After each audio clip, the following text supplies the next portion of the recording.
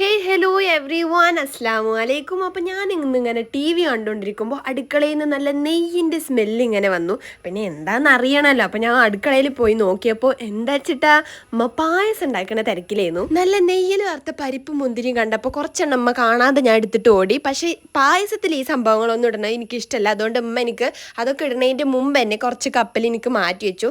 ബാക്കിയുള്ളതിൽ പിന്നെ അമ്മ പരിപ്പും മുന്തിരിയൊക്കെ ഇട്ട് കൊടുത്തു. ഇവിടെ എല്ലാവർക്കും പായസത്തിൽ പരിപ്പും മുന്തിരിയൊക്കെ അടിക്കണത് ഭയങ്കര ഇഷ്ടമാണ്. പക്ഷേ എനിക്കത് ഇഷ്ടമല്ല. സേമിയ പായസമായിരുന്നു. സേമിയ പായസത്തിൽ സേമിയം കഴിക്കണോ എനിക്ക് വലിയ ഇഷ്ടമല്ല. അതിലത്തെ പാല് ഞാൻ അങ്ങനെ മുക്കി ഊറ്റി കുടിക്കായിരുന്നു ചെയ്തിട്ടുണ്ടായിരുന്നു. ഇമ്മ ഉണ്ടാക്കിയതുകൊണ്ട് തന്നെ സാധനം ടേസ്റ്റ് ഉണ്ടാവുമല്ലോ. പക്ഷേ ഇമ്മയുടെ അടപ്രഥമൻ വേറെ ലെവലാണ്. പായസം ഒന്നും കുടിച്ചിട്ട് കാര്യമില്ല, ചോറിന്നിട്ട് ഇവിടെ ആൾക്കാർ കടന്നുറങ്ങാൻ പറ്റുള്ളൂ നല്ല സ്ട്രിക്റ്റ് ഓർഡർ നമുക്ക് ഉണ്ടായിരുന്നു.